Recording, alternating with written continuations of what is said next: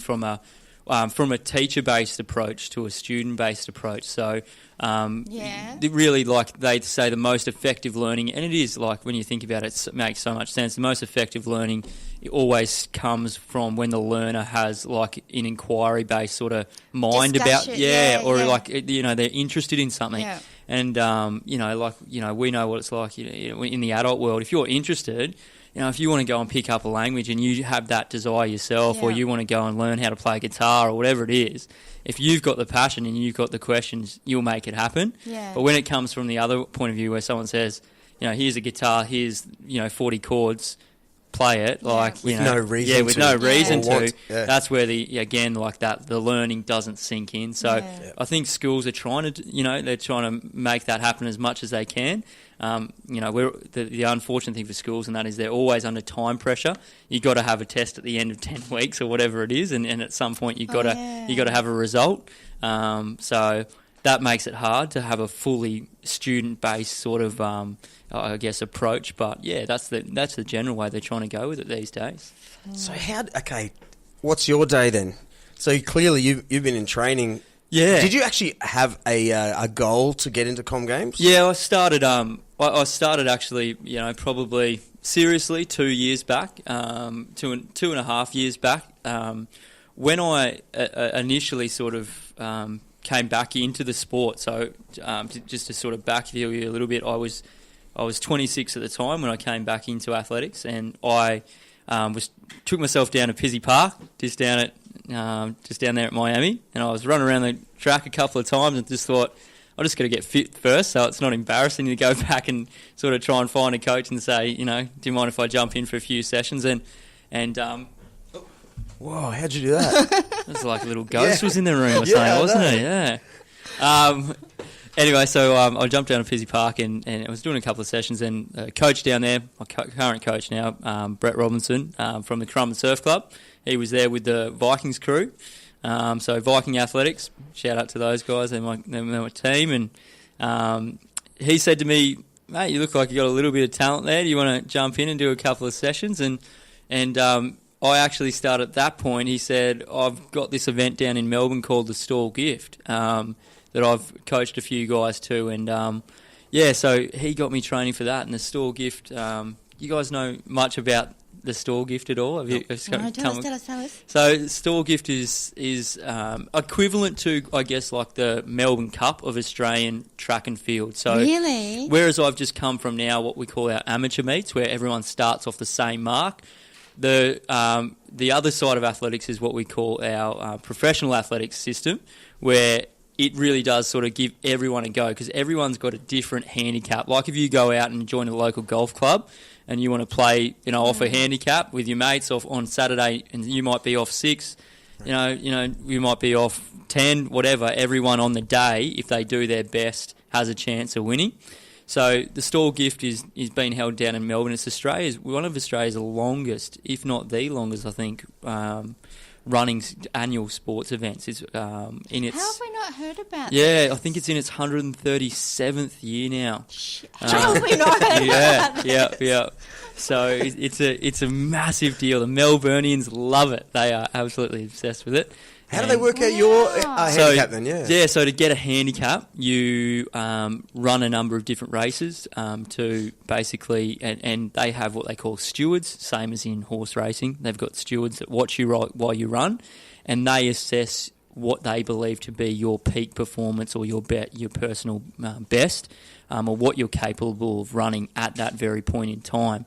So you can't fox it, you can't cheat the thing. Yeah, look, there's always people trying to get around the system because there's big money on the line. The Stawell Gift's worth at the moment $40,000. Yeah. Wow. So you get $40,000 if you cross the line first, plus a little bit of exposure and some things that go with it. So it's probably close to a $50,000 race for whoever managed to get across the line first. And so there's a lot that goes into it, but it is the stewards do a top job, and it's very hard to they've been doing it for so long. Like a good horseman sort of knows when they're watching a horse where it's sort of headed in its ability, they will know that if a guy's stopped running early or they're not pushing hard, and you face really severe fine, like you can just get banned straight up. Like, nah, we don't want you in the sport, mate. It's supposed to be a relatively small bucket of people too. Absolutely, so if you're beating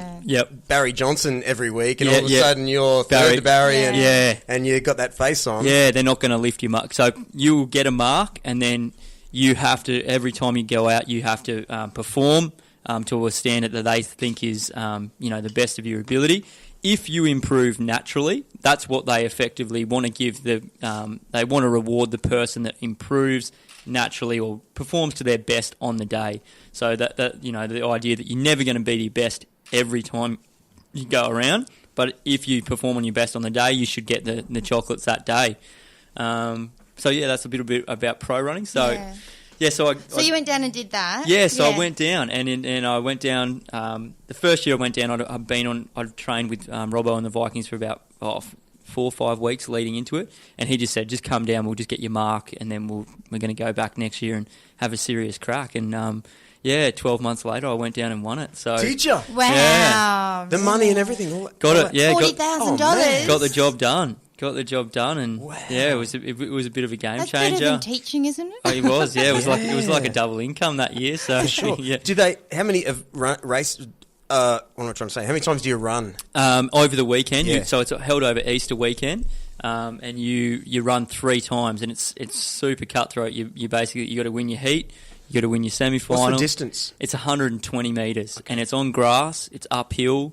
It's touch uphill. So it's just such a unique event, like crazy. Like people come from all over the country just to this tiny little country town, Stawell in Melbourne, and come out. That's cool, as Sorry. It's like it just fell over.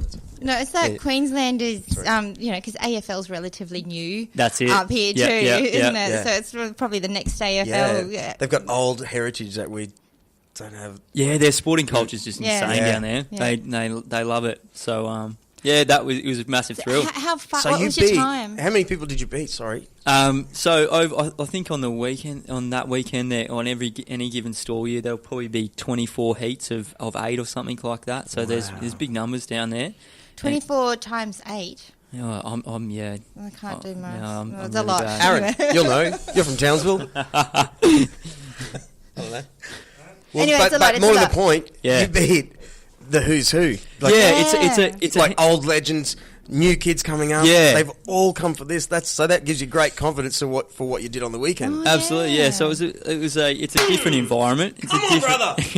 It's a different environment because everyone's on those different marks. So you got people starting in ahead of you, behind you, and you've got to even in the final. Yeah, because of the handicap. Yeah, because of the handicap. Yeah. Oh, wow. So I wasn't the furthest. I was sort of in the middle a bit when I went down. Like I was, and in the so depending on who you're racing, you'll be some people, whatever their mark is, they just stay on that all weekend. So this was 2 years ago. Did you say? This was 26. When you were 26. Yeah, so 2015 I won it. Yeah. And have you been going back? Yeah. Sorry. No, keep going. We're both so curious. We're taking in turns. So, have you been going back every year since then? No, I didn't go. I went back. Last year. I went back last year just to sort of do a few handshakes and that sort of stuff. Yeah. I sort of felt like my job was done in the professional world, and once you've won it, your handicap is decimated. Starting in the car park. You're starting in the car park. So, I sort of felt like my time was done, and I was happy with I was like, get in, get out. Yeah. And I'm still very mindful of being a great sort of, and hopefully promoting the Stawell Gift, and that's another thing. I'll give a shout out to them as well, and the Stawell Gift Association. They do an amazing job down there. Yeah. It is in terms of events in Australia. It's so iconic, and I just want to always make sure that come back down, and I try and get down there every year and have When's a beer. When's it on? What? It's over Easter weekend. Always Easter weekend. Always Easter weekend. So it is on.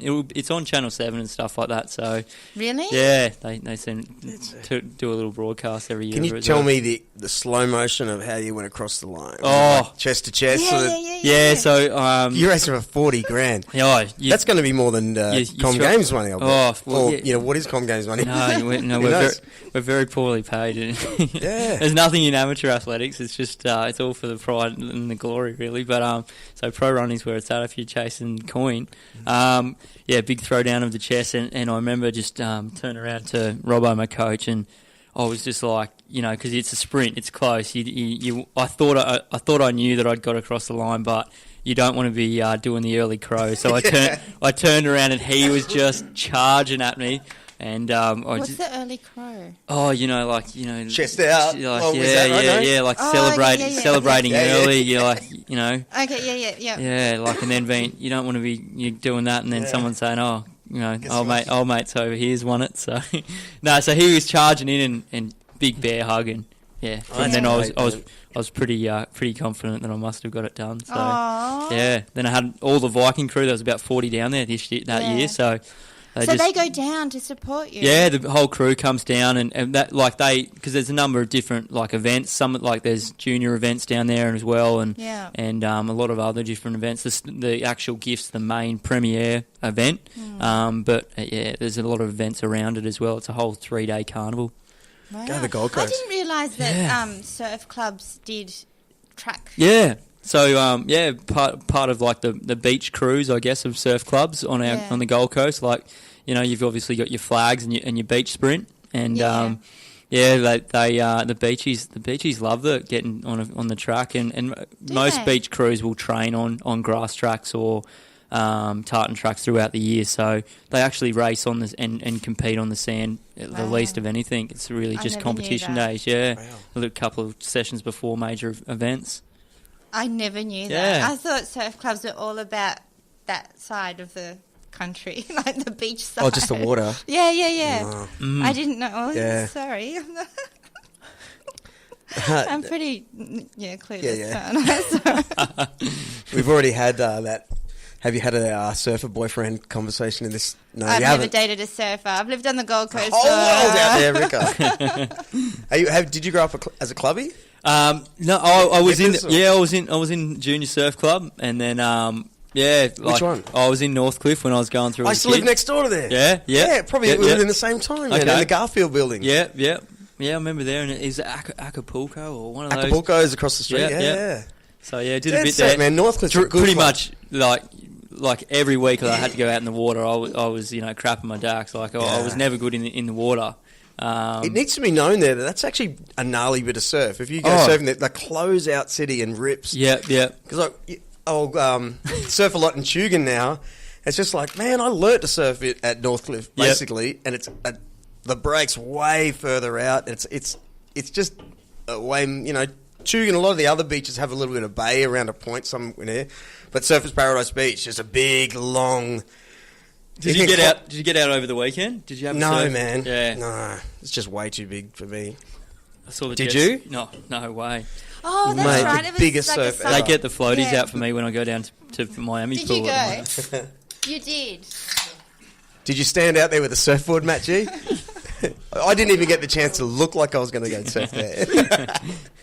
You just hang under the shower with a surfboard. Yeah, let's just get down there. It didn't seem windy enough that, I didn't go to the beach, but was it? It was Monday morning. Is it was just perfect. a big swell? That's what I saw. Sunday was great. Not so much. Yeah, massive cyclone out of Fiji, sort of thing. Oh wow! Huge surf. Yeah. Made it pretty humid out there on the weekend to run in too. It was nice little headwinds and stuff. So I was telling MattG here, our photographer and great mate, just how upset it is when I used to surf kind of every day. It was one of my things. Yep. Now that I'm always on Instagram, to see all these guys what a session we had today, and these killer surf, and they're high-fiving each other in the water. Look at these photos. Oh, Davo's in a barrel. And just how angry it makes me. It just ruined my entire weekend. Oh, we got another kids' party, do we? Oh, well, guess what Davo's doing? Jeez, it upsets me. You just got to get up earlier. Well, that's what they say, yeah. But he's up to 1, 2 o'clock in the morning. Edit these things. Yeah. But also your sticker things. Oh, yeah. Hang on, let's get back. No, so, can I ask my question now, please? Yeah, go for it, yeah. So what's your time? how fast do you run?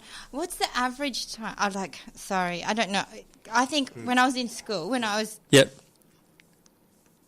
a slow runner. Yeah. But I think I did 100 meters. I think it was like 9 seconds. Oh, you would have beat Usain Bolt, so that you would have